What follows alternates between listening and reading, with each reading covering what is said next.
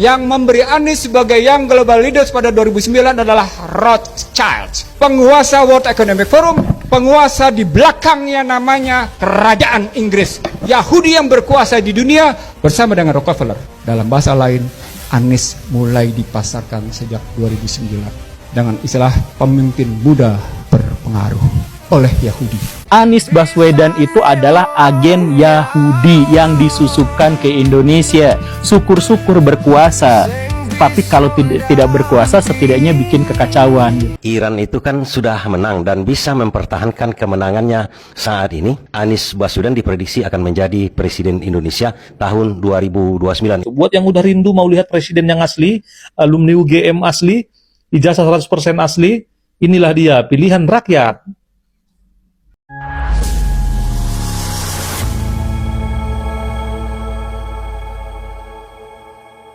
Assalamualaikum warahmatullahi wabarakatuh, saudara-saudaraku sebangsa dan setanah air. Dimanapun kalian berada, semoga kalian selalu dalam kondisi sehat walafiat ya. Berjumpa lagi dengan saya di Gaspol Update. Kami bukanlah buzzer pihak manapun, kami hanya menyajikan keputusan ada di tangan Anda. Teman-teman, ini ada video yang menurut saya cukup menarik ya, yakni tentang dugaan Abah Ngibul maksudnya sebagai agen Yahudi binaan Siriwil ya, yang semakin kesini semakin viral. Semakin banyak yang mengomentarinya. Semula ya kita hanya tahu guru gembul ya yang mengatakan demikian. Tetapi sebetulnya ternyata sejak dulu sudah banyak orang yang mengatakan demikian. Bahkan dugaan Abah sebagai anak emas Siriwil yang memang diproyeksikan gitu ya menjadi presiden Indonesia itu sudah tercium sejak 2009 lalu ya. Kalau tidak bisa jadi presiden, ya minimal bikin Indonesia kacau lah. Jelek kali niatnya kau ini, Bah. Kalau mau bikin kacau, nggak usah Indonesia, ya negara asal leluhurmu saja di sana, di negeri yang nyaman, negeri para wali, ya kan, yang bisa menurunkan rantai emas dari surga, dari langit, yang bisa memadamkan api neraka. Bikin kacau aja di sana, jangan di sini. Nah, bagaimanakah videonya dan bagaimanakah respon netizen? Mari kita tonton bersama, kemudian mari kita komentari bersama di bagian akhir video. Ini dia. Yang memberi Anies sebagai Young Global Leaders pada 2009 adalah Rothschild, penguasa World Economic Forum, penguasa di belakangnya namanya Kerajaan Inggris, Yahudi yang berkuasa di dunia bersama dengan Rockefeller. Dalam bahasa lain, Anies mulai dipasarkan sejak 2009 dengan istilah pemimpin muda berpengaruh oleh Yahudi. Karena pada waktu riuh gaduh para pendukung Anies Baswedan mulai PA212, terus kemudian Gerakan Nasional Pembela Fatwa Ulama, GISDI, terus kemudian ormas-ormas yang lain termasuk PKS itu menolak kehadiran timnas Israel, Anies bungkam. Tapi kalau dikaitkan dengan apa yang dikatakan oleh Ihsanuddin Nursi, wajar berarti. Tidak mungkin Anies mengecam Yahudi, mengecam Israel. Anies Baswedan itu adalah agen Yahudi yang disusupkan ke Indonesia. Syukur-syukur berkuasa, tapi kalau tidak berkuasa setidaknya bikin kekacauan. Itu kata Pak Ihsanuddin Nursi. Ini kesaksian ini tuh begitu berharga bagi saya karena Pak Ihsanuddin Nursi itu adalah seorang oposisi, seorang yang sering melakukan kritik. Jadi biasanya orang yang suka mengkritik pemerintah itu berteman dengan orang yang suka mengkritik pemerintah di kubu yang lainnya, di kubu yang lain gitu. Jadi seharusnya beliau itu adalah orang yang dekat sama Pak Anies gitu. Tapi di sini dikatakan justru bahwa Pak Anies Baswedan itu adalah intel Yahudi. Fix ya, bukan pendukung Pak Jokowi yang mengatakan, ya toh? Karena kalau misalnya yang ngomong itu pendukung Pak Jokowi, apalagi termul, nggak ada yang bakal percaya. Coba kau tengok tadi siapa yang ngomong itu. Kebetulan orangnya sudah almarhum ya. Ya, sudah almarhum. Oh belum masih hidup ini orangnya yang ngomong ini. Ya, masih hidup. Dan dia adalah bukan orang yang di lingkarannya Pak Jokowi. Kalau di lingkarannya Pak Jokowi bolehlah ya. Kalian atau anak-anak abang nggak percaya. Fitnah itu lah, ini yang ngomong. Siapa coba? Justru orang yang berada di lingkungannya Abang Ngibul. Ya, jadi tolong diingat ya, ini bukan hoax, ini benar-benar pernah disampaikan ya toh? Iya, kami tidak pernah menyebarkan hoax, kami hanya mengulas apa yang disampaikan oleh orang lain. Dan ini ngeri kali, ngeri. Udah dipasarkan sejak 2029, sejak 2009. Lanjut. Kawan-kawan, ini agak serius saya sedikit ya. Iran itu kan sudah menang dan bisa mempertahankan kemenangannya saat ini. Anies Baswedan diprediksi akan menjadi Presiden Indonesia tahun 2029. Ini sangat menggembirakan rakyat Indonesia. Kenapa sangat menggembirakan rakyat Indonesia? Hampir mayoritas masyarakat Indonesia kemarin itu kan menginginkan Anies Baswedan menjadi presiden. Entah kenapa kalah, kan begitu ceritanya. Kenapa mereka menginginkan Anies Baswedan menjadi presiden? Karena rekam jejak Anies Baswedan di Jakarta kan sudah menjelaskan semuanya. Tidak pernah korupsi, memang berpikir untuk rakyat, bertindak dan memimpin untuk rakyat, bekerja untuk rakyat, itu dibuktikan Anies Baswedan. Sekarang kenapa saya katakan kalau Iran itu menang, Anies akan menang? Tentu saja kan masyarakat Indonesia kan sekarang sudah melihat kenapa Iran itu bisa kuat, bisa menghajar Amerika, bisa menghajar Israel, kemudian membuat Trump dan Netanyahu pakai popok rakyatnya. Sangat sederhana. Itu adalah keteladanan kepemimpinan. Siapa yang ngomong kayak gitu? Kan begitu kawan-kawan mengatakan. Itu Pak Dian, dulunya duta besar Indonesia untuk Iran. Dia pertama-tama datang ke situ sebenarnya pemahaman dia sesuai dengan pemahaman yang dulu-dulu dipropagandakan oleh Amerika. Iran itu kolot, mereka di situ pakai kerudung, pakai tidak nampak lagi sampai ujung kakinya kalau perempuan di sana. Sampai di sana Pak Dian ini terkejut sekali.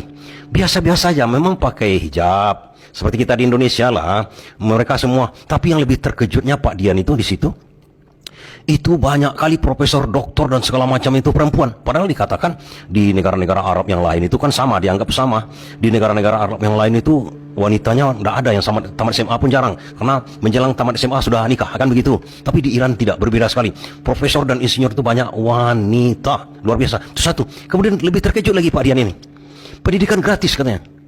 Gratisnya dari mana? Dari ETK. Sampai kalau sempat orang itu disekolahkan ke luar negeri, ada yang menerimanya, kan banyak juga sekolah, sampai ke Amerika pun banyak.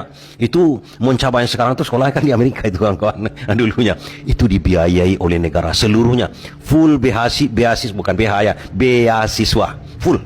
Nggak seperti kita dikasih cuma 300 per tahun misalnya, kan itu dianggap beasiswa yang diberikan negara. Tapi di situ tidak, seluruhnya. Bahkan sampai saya katakan kalau sempat ada yang penakut juga di luar negeri itu, mahasiswa, rata-rata mahasiswa kan tidak penakut, atau mahasiswinya kan bisa juga dibelikan popok kalau dia penakut, tapi kan tidak, seluruhnya, hampir seluruhnya. Jadi istilahnya kalau kita sebagai orang tua di situ punya anak mau 100 pun anak kita tidak dibebani lagi dengan biaya perkuliahan, biaya beli buku-buku, semuanya gratis.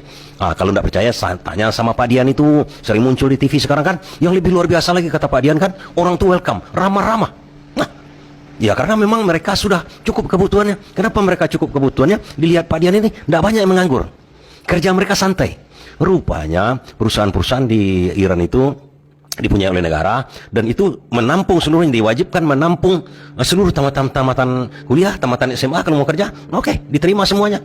Karena perusahaan itu dimiliki negara banyaknya. Tujuan perusahaan itu didirikan yaitu untuk menampung pengangguran, bukan untuk memperkaya kapitalis, oligarki dan lain-lainnya. Kenapa itu bisa terjadi? Pengangguran hampir tak ada di situ. Satu juga kata Pak Dian, keteladanan. Keteladanan bagaimana? Keteladanan oleh pemimpinnya. Bagaimana ceritanya Pak Dian itu? Pak Dian itu menyatakan bahwasanya Ayatollah Khomeini, pendiri, the founding father of Iran Republik Islam itu tidak mempunyai rumah. tidak mempunyai rumah. Presiden, supreme leader, lebih tinggi dari presiden-presiden kita ini. Presiden karena dikendarai oleh partai politiknya kan, tapi dia lebih tinggi daripada itu. Dia putuskan kalau mau bunuh seseorang itu walaupun tak bersalah, fatwanya begitu, dah selesai orang tuh. Mau ditarik, mau dirampok kekayaan orang itu, kalau fatwa dia itu saking berkuasanya dia. Mengontrak, coba bayangkan. Jadi pamionya di situ kata Pak Dian ini, kalau kerja itu pemimpin harus kerja duluan. Kalau menjadi pemimpinnya kerja dulu seperti orang memandikan kuda. Kawan-kawan pernah melihat orang memandikan kuda? Kalau orang memandikan kuda itu, orang itu masuk ke sungai dulu, baru kuda itu mau ngikut. Kalau kerja juga begitu, pemimpinnya kerja dulu, baru anak buahnya ini atau yang dipimpinnya mau kerja. Dan kalau makan, kata Pak Dian ini, makan pemimpinnya makan belakangan. Suruhnya makan dulu yang dipimpinnya, kenyang mereka dulu, baru mereka kenyang, baru mereka makan. Itu kan luar biasa keteladanan seperti itu. Bukan gajinya dinaikkan dulu, dapat ini, kemudian jabatan ditambah-tambahkan supaya dapat uang banyak, pemimpin-pemimpin elit-elitnya. Tidak, di sana tak ada rangkap jabatan. Ya karena kalau dalam Islam kan tidak boleh itu rangkap jabatan itu. Karena begini, satu aja pekerjaan yang kita laksanakan itu belum tentu maksimal hasilnya. Apalagi rangkap jabatan, jabatan komisaris ini, tak boleh. Lagi pula dia melaksanakan sistem Islam non ribawi, kemudian non pajak. Oke? Nah sekarang karena itu kayaknya Iran itu menjadi kuat sehingga rakyat itu menyayangi karena pemimpinnya menyayangi rakyatnya, sehingga demikian kuatnya, sehingga demikian sejahteranya. Lantas apa hubungannya dengan Anies? Nah kan begitu kata kawan-kawan kan. Nah di Iran itu kan pemimpinnya kan tepat janji nih. Salah satu aja kita lihat kan tepat janji. Makanya perang kemarin itu rudal-rudalnya dibuatnya true promise. True promise itu bahasa kampung saya itu sebenarnya adalah janji, menepati janji. Itu sifat yang tidak munafik. Dan kita lihat juga Iran ini kemarin-kemarin dalam peperangan atau sampai sekarang, apa yang dikatakannya adalah kebenaran. Tidak pernah ada dusta di antara kita kan. Tak setitik pun dusta di situ. Artinya apa? Itu adalah sifat yang tidak munafik. Amanah lagi pemimpinnya. Kalau dipercaya dia menjadi pemimpin, dia akan berkorban untuk rakyat. Makanya Ali Khomeini pada waktu itu yang meninggal itu, waktu diserahkan menjadi supreme leadernya Iran setelah Ayatollah Khomeini ini meninggal kan, dia nangis. Dia sudah menolak habis-habisan itu. Pada waktu itu ada Ali Rafsanjani namanya, ulama yang 88 orang itu kan, kalau kawan-kawan tahu cara pemilihan pemimpin di Iran itu pemimpin. Ini lagi ya kan. Iran menang ya, alhamdulillah lah ya kalau Iran menang ya, karena memang posisinya Iran itu kan diserang ya oleh Amerika Serikat. Tapi kalau misalnya kemenangan Iran itu dihubung-hubungkan dengan kemenangan Abah 2029 mendatang, kau ini sedang ngimpi atau kebanyakan makan kecubung gitu loh. Kebanyakan makan kecubung, jadinya kau berhalusinasi. Ya bukan hanya mabok, kau berhalusinasi.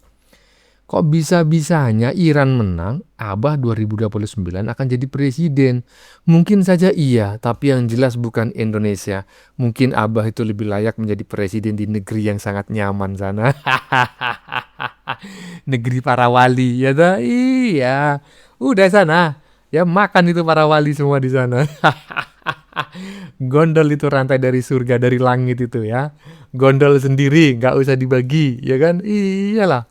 Ini menurut saya anak-anak Abah ini emang golongan orang-orang yang ya IQ-nya maksimal 78 ya. Ya faktanya ya kita dengar barusan itu kayak macam mana gitu loh. Yang dengar ini aja ngerasanya kayak risih gitu ya. Tapi nggak masalah lah ya, kalau koplak kalau nggak koplak bukan anak Abah ya kan. Lanjut. Ini ada postingan seperti ini. Presiden asli pilihan rakyat untuk Indonesia. Presiden yang asli, ada fotonya seseorang kan, 3 orang ada di situ. Buat yang udah rindu mau lihat presiden yang asli, alumni UGM asli, ijazah 100% asli, inilah dia, pilihan rakyat. Nggak bolehlah seperti ini. Meskipun kita mendukung beliau itu, kita jangan jadikan dia seperti ini. Jadi seolah-olah Pak Anies itu kebelet banget jadi presiden. Padahal pendukungnya yang mencari keuntungan sendiri di hal-hal seperti ini. Ini kan tujuannya untuk FYP kan? Kan gitu. Padahal sebenarnya mungkin Pak Anies itu tidak sampai berpikiran yang seperti itu dulu. Oke lah, mungkin kita anggap nanti dia tahun 2009 itu mencalon. Tapi kan kalau di sini ditulis buat yang udah rindu mau lihat presiden yang asli. rindu mau lihat presiden yang asli. Seolah-olah presiden yang sekarang itu nggak asli. Presiden yang dulu, 7 presiden di belakang Pak Prabowo ini, bahkan yang ke-8 sama Pak Prabowo ini nggak asli. Ya kan? Yang asli hanya yang dipoto ini. Nah, ini kan maksudnya memuji dan memuja. Tapi yang dipujanya itu yang kasihan. Kasihannya kenapa? Ya karena kayak gini. Jadi seolah-olah sangat kebelet banget jadi presiden. Padahal ini hanya oleh pendukungnya yang mungkin mencari keuntungan dari sini untuk jadi FYP. Kan gitu aja sebenarnya. Presiden yang asli katanya. Emang ada presiden yang palsu? Buat yang udah rindu mau lihat presiden yang asli. Alumni UGM asli. Ijazah 100% asli. Inilah dia pilihan rakyat asli. Ya, rakyat nyaman. Bukan rakyat Indonesia. Ya, tolong digarisbawahi. Iya toh? Iya. Ya. Ini alumni bukan alumni UGM, ini alumni UGM, ya kan? Pilihan rakyat nyaman, ya kan? Iyalah. Udah bah, kapan kau pergi bah ke negerimu yang sangat nyaman bah, ya? Biarlah kau jadi presiden di sana. Insya Allah 100%, 1000 triliun % bahkan rakyat Indonesia akan mendukungmu menjadi presiden di republik yang sangat nyaman di sana. Jangan di Indonesia pokoknya, ya toh? Iya, lanjut. Semoga Allah mentakdirkan Abbas jadi presiden biiznillah. Tadi saya sampaikan, Qulillahumma malikal mulki tu'ti mulka man tasya wa tanzi'ul mulka mimman tasya, bahwa yang maha kuasa Allah SWT, dia memberikan, dia mencabut kekuasaan, dan kita semua meyakini takdirnya sudah ada. Kita berikhtiar menjemput takdir dan kita percaya rakyat Indonesia nantinya akan menitipkan kepercayaan itu sesuai dengan hati nuraninya. Jadi begini Anis ya, saya coba menyampaikan dan menjelaskan dengan serius ya. Saya juga sebagai masyarakat di Indonesia ini dan sebagai rakyat Indonesia juga, hati nurani saya juga tidak menginginkan menitipkan negara ini dipimpin oleh Anda, itu.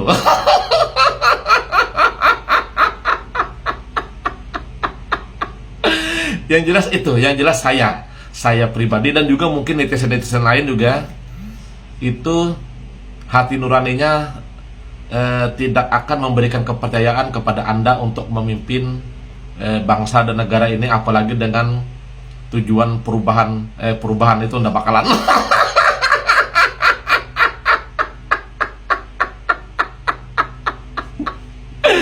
Jadi ini saya maaf ya Indonesia, saya bukannya takabur. Artinya yang jelas memang benar kata Anda, memang yang maha kuasa Allah Subhanahu wa taala itu memang sudah memberikan takdirnya untuk Anda itu hanya sebagai calon aja untuk di pemimpin ini, ikut calon aja, tapi untuk menjadi pemimpin itu sepertinya untuk hati nurani rakyat atau masyarakat itu nggak bakalan memilih Anda.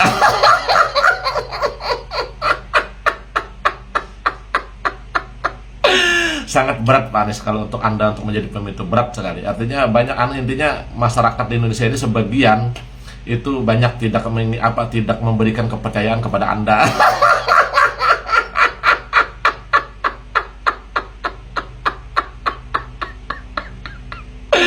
Dan terus juga untuk pemimpin bangsa ini, artinya yang sekarang ini itu tidak mungkin ibaratkan tuh Allah Subhanahu wa taala untuk mencabut dan mengangkatnya, mencabutnya.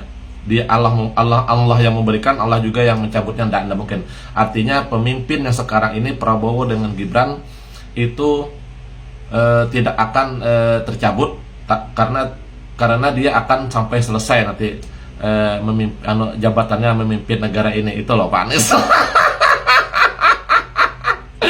Walau bagaimanapun upaya Anda untuk melengsarkan Pak Prabowo dan memakzulkan Gibran itu tidak bakalan.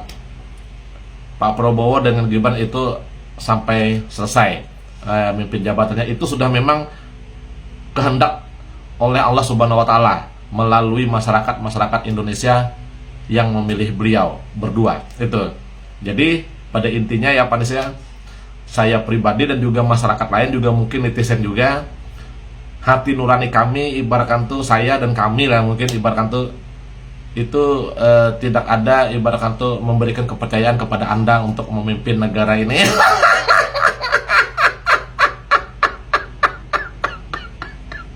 Jadi jangan berharap. Tapi kalau untuk calon aja mungkin ya bisa aja. Dan itu aja ya manisnya penyampaian saya dengan serius ini.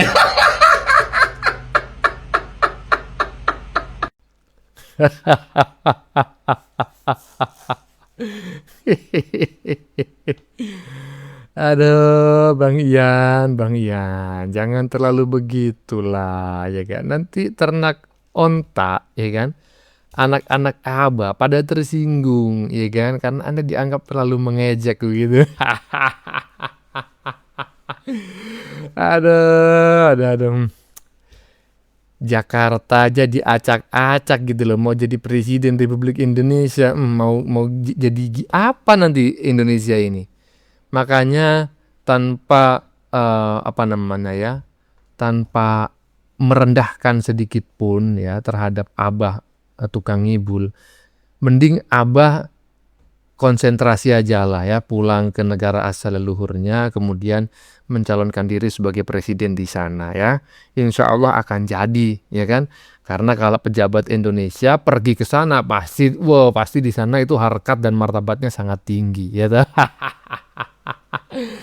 Jangan di Indonesia lah pokoknya ya. Lanjut. Jadi kan saya itu nemu satu komen dari pasukan terjal. Katanya Pak Prabowo sama abahnya itu sama-sama pernah kalah. Malahan Pak Prabowo itu kata mereka kalahnya sampai 4 kali pas pilpres. Ya bener, Pak Prabowo emang pernah kalah 4 kali. Tapi bedanya dengan abah kalian, Pak Prabowo itu pas kalah sekali dia nyoba lagi. Karena apa? Karena ada duitnya. Jangan disamain dengan abah kalian. Secara logika, kalau orang sudah nyapres berkali-kali tapi masih gagal, ya artinya dia punya ini. Dia punya pulus. Nah pertanyaannya satu, apakah abah kalian bisa nyapres lagi? Nah itu tanda tanya besar nanti di tahun 2029. Kenapa saya bilang begitu? Ya kalau kalian searching di internet, Pak Prabowo itu nyapres menggunakan dana pribadinya sendiri. Gak minjem sana sini. Bahkan selama kampanye saja beliau itu pernah berdonasi miliaran jumlahnya. Pernah juga membantu Palestina sebesar 5 miliar. Nah berbeda sekali dengan si Abah Al-Megdi Al-Julidi Al-Gagali itu. Kalau kalian cari di internet ya, kalian ketik apakah Anies nyapres pakai uang sendiri? Tidak. Abah Anies tidak sepenuhnya menggunakan uang sendiri, melainkan melalui iuran dana. Atau kalau bahasa kitanya patungan. Ya boro-boro punya dana mau nyapres, kampanye, ngasih donasi segala macam. Ya nyalon gubernur aja masih dibantu orang lain. Salah satunya yang bantuin Pak Prabowo sendiri. Bahkan dana kampanye Pak Anies dan Cak Imin dulu itu paling kecil dari paslon yang lain. Cuman 1 miliar itu. Ini gimana mau ngasih donasi? Jadi ya kalau kalahnya saya setuju, tapi kalau masalah pencapresannya, pencalonannya saya nggak setuju. Karena bedanya kalau Pak Prabowo itu kalah bangkit lagi, never give up. Kalau abah kalian kalah belum tentu bangkit lagi. Karena belum tentu ada ininya. Sejak awal emang nggak ada ininya bang, ya kan, fulusnya nggak ada. Bisanya dia itu cuma ya kan lobby sana lobby sini untuk menjadi bohir ya dengan janji-janji politik. Kalau misalnya yang bersangkutan jadi nanti udahlah, nanti itu impor LPG akan tetap menjadi miliknya si bohir gitu loh, ya kan? Iya, jadi nanti ya kalau mau mencalonkan diri untuk yang kedua kali, ya sama akan melobi-lobi orang yang diperkirakan bisa menjadi bohir dan diberi janji-janji tertentu. Tetapi saya yakin masyarakat Indonesia tidak bodoh ya, tidak sebodoh para anak abah dan juga tidak sebodoh si tukang ngibul ya, Abah Wan Ngibul. Saya yakin mau mencalonkan diri 1000 kali pun gak bakal menang. Kecuali mencalonkan diri sebagai presiden di negeri yang sangat nyaman. Bagaimana menurut kalian? Keputusan ada di tangan Anda. Silakan tulis pendapat Anda di kolom komentar, baik Anda yang setuju maupun yang tidak setuju dengan isi konten ini. Sebelumnya saya memohon maaf yang sebesar-besarnya ya. Jika dalam penyajian konten ini ada kata-kata yang menyinggung, kurang tepat penggunaannya, atau ada data yang dianggap keliru atau salah, saya memohon maaf yang sebesar-besarnya. Kita jumpa lagi di lain video. Salam NKRI.